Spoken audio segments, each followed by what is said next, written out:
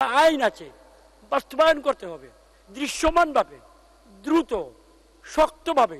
আমার অপরাধ বোধ আছে। নৈতিকভাবে তারা যে ক্ষতি করেছেন আমাদের দেশের জন্য, আমাদের আমলাতন্ত্র, বিশাল আমলাতন্ত্র, সেই আমলাতন্ত্রের নানা পরতে পরতে নানা ধরনের ব্যয় আছে, অনেকগুলো প্রশ্নবিদ্ধ। আমিও ওখানে ছিলাম। আমরা যদি পরিষ্কার নিজেকে প্রশ্ন করি, তাহলে গাড়ি, বসার জায়গা, বসবাস, বিদেশ ভ্রমণ, সভা সমিতি, সম্মানী, এই সকল ক্ষেত্রে এমন কিছু বিষয় আছে যা যে কোনো দায়িত্বশীল পাবলিক সার্ভেন্টের জন্য পীড়ার কারণ হতে পারে। আমি তাদের প্রতি আহ্বান জানাবো, সরকারের প্রতি আহ্বান জানাবো, মিতব্যয়িতার দিকটাকে দৃশ্যমানভাবে প্র্যাকটিস করার জন্য।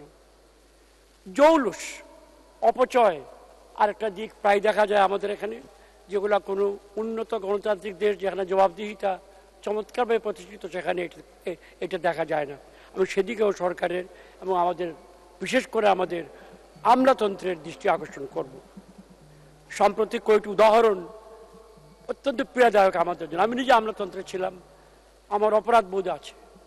এই সকল ব্যক্তি যে সকল আর্থিক ক্ষতি করেছেন, সেইটা হয়তো আমরা পুষিয়ে নিতে পারবো, কিন্তু নৈতিকভাবে তারা যে ক্ষতি করেছেন আমাদের দেশের জন্য, আমাদের আমলাতন্ত্রের প্রতি, তারা সরকারের কেন্দ্রে অবস্থান করে তারা যে সকল কাজ করেছেন, এগুলো যে কোনো সংবেদনশীল সমাজের জন্য অত্যন্ত চিন্তার এবং শঙ্কার বিষয়। আমি এদিকে আমলাতন্ত্রের সকল মহলের দৃষ্টি আকর্ষণ করব। মানে স্পিকার, মূল্যস্ফীতি অত্যন্ত প্রিয় একটি বিষয়। সাধারণভাবে গণমাধ্যমে এবং কোনো কোনো মহলে মূল্যস্ফীতি নিয়ে আমাদের সরকারকে নানাভাবে দোষারোপ করার চেষ্টা করা হয়। আমি অস্বীকার করব না, মূল্যস্ফীতি বেড়েছে, প্রায় 10 ছুঁই। তবে এইটা ওনারা ভালো করে জানেন, পণ্ডিত মহল, যে আমরা যে প্রবৃদ্ধির জোয়ারে আছি বিগত 15 বছর যাবৎ, সেখানে মূল্যস্ফীতির কোনো বিকল্প নেই। অতি অবশ্যই মূল্যস্ফীতি হবে। তো এইটাকে হ্রাস ধরে রাখতে হবে এবং সমাজের যে অংশে মূল্যস্ফীতি বেশি ছোবল দিবে, নিম্ন আয়ের মানুষ, তাদের জন্য বেশি ব্যবস্থা নিতে হবে, যেটা মাননীয় প্রধানমন্ত্রী সরকার করছে।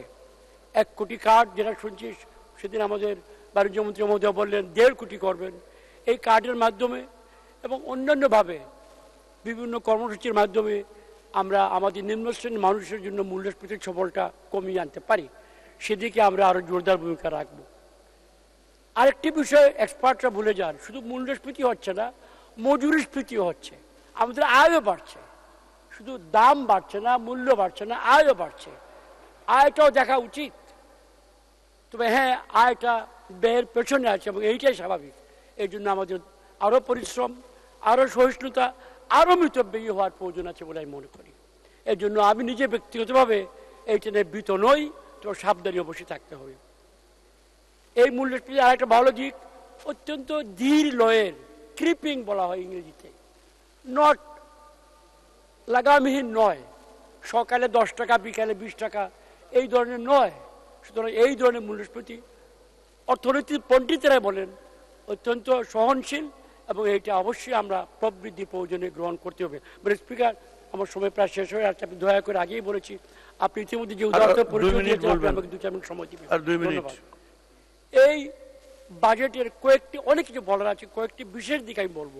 শিক্ষা, আমি সরকারের কাছে, এই সংসদের কাছে আবেদন রাখবো, শিক্ষার ক্ষেত্রে আমরা যে বহুমুখী ধারার মধ্যে এই মুহূর্তে আছি, আমার ভয় হয় কয়েক বছর পরে আমরা কোথায় যাব। এই শিক্ষা না পৃথিবীর না আধ্যাত্মিকের, কোথাও নেই। চারদিকে এটা বিচরণ করে, নানা মহল ইচ্ছা মতো এখানে ওখানে প্রতিষ্ঠান বানায়, তাদের ইচ্ছা মতো তারা শিক্ষা দেয়। এটা জাতি হিসাবে আমাদের ক্ষতির কারণ হতে পারে। আমাদের তরুণ শিক্ষামন্ত্রীর নজরে আনবো। আমি কারো ব্যক্তি স্বাধীনতার বিপক্ষে নই, শিক্ষার প্রয়োজন আছে, তবে শিক্ষা নিয়ে একটি জাতির কেন্দ্রের কিছু ভ্যালুজ আছে, এগুলো সুরক্ষা করতে হবে। জ্ঞান বিজ্ঞান প্রায় নেই এই দেশে, ইতিমধ্যে বেড়েছে। একজন বলেছেন সাম্প্রতিক সিদ্ধান্ত যে আপনার 8ম শ্রেণী পর্যন্ত প্রাথমিক শিক্ষা হবে, আমি স্বাগত জানাই। বহু আগে করার কথা ছিল, মামলাবাজ একটি মহল মামলা করে করে এটা পিছিয়ে দিয়েছে। আশা করি এইটা আর হবে না। আমাদের মাতৃভাষা বাংলা ভাষা অবহেলিত সর্বত্র, বিমাতাসুলভ আচরণ আমলাতন্ত্রের মধ্যে আমি দেখি, নানা মহলে আমি দেখি। আমি এদিকে দৃষ্টি আকর্ষণ করবো, যেটা যেন আর না হয়। অতি সম্প্রতি শিক্ষা মন্ত্রণালয় মিড ডে মিলের কথা বলেছে প্রাথমিক শিক্ষা মন্ত্রণালয়, আমি স্বাগত জানাই। স্বাস্থ্যের ক্ষেত্রে মাননীয় স্বাস্থ্যমন্ত্রী এই মুহূর্তে নেই বোধ হয়, অত্যন্ত কর্মা। কমিউনিটি ক্লিনিক, আমি গ্রামের একজন এমপি, গ্রামে বাস করি। কমিউনিটি ক্লিনিক আমাদের যুবতারা, স্বাস্থ্যক্ষেত্রে সবচেয়ে ভালো অর্জন জননেত্রী শেখ হাসিনার। গ্রামের মায়েরা বোনেরা শতে শতে হাজারে হাজারে কমিউনিটি ক্লিনিকে আসে, সময় কাটায়, নানা ধরনের সেবা গ্রহণ করে। এইগুলো আর শক্তিশালী করার প্রয়োজন। আমি এই সুযোগে বলবো স্বাস্থ্যমন্ত্রী মহোদয়কে, নতুন ডাক্তার গ্রামে যেতে চায় না, বহু পুরনো ইস্যু, তাদেরকে যখন নতুন বিসিএস হেলথে যোগদান করবে অন্তত 2 বছর যাতে কম্পালসারিলি গ্রামে তারা চাকরি করে, এই বিধান করা প্রয়োজন। না হলে তাদেরকে বিসিএসে চাকরি দেওয়া হবে না। আরও অনেক সমস্যা আছে, আমি যাচ্ছি না এখন। বিদ্যুৎ আরেকটা সোনালী অর্জন জননেত্রী শেখ হাসিনার, সার্বজনীন বিদ্যুৎ। তবে এইটাও বলতে হবে টেকসই হয়নি। 2 মিনিট বিদ্যুৎবিহীন বিশেষ করে গ্রামের লোকেরা থাকে, এইদিকে নজর দেওয়া প্রয়োজন। সম্ভব, টেকনোলজি আছে, অর্থ আছে, এই সরকারের কাছে অর্থ আছে, আমরা যথাযথ ব্যয় করলে এইটা আমরা অর্জন করতে পারবো। আরইবি পিডিবি একটা মিক্স আপ হয়ে গেছে, একটা আর একটা পথে দাঁড়িয়ে যায়। এটা সরিয়ে একটি সংস্থা জেনারেট করবে, উৎপাদন করবে, আরেক সংস্থা সারা দেশে বিতরণ করবে। এটা পরিষ্কার হওয়া দরকার। আমার এক উপজেলায় এক ইউনিয়ন পিডিবি, আরেক ইউনিয়ন আরইবি, আরেক ইউনিয়ন পিডিবি, আরেক ইউনিয়ন আরইবি। এই ধরনের অবস্থা চলতে পারে না, এটা সংস্কার হওয়া প্রয়োজন। মানে স্পিকার, সম্প্রতি আমাদের নিজ জেলা সুনামগঞ্জ এবং আমার পাশের জেলা কিশোরগঞ্জ, নেত্রকোনা, হাওড় এলাকা যেটা বলা হয়, বন্যা ক্ষতিগ্রস্ত হয়েছে।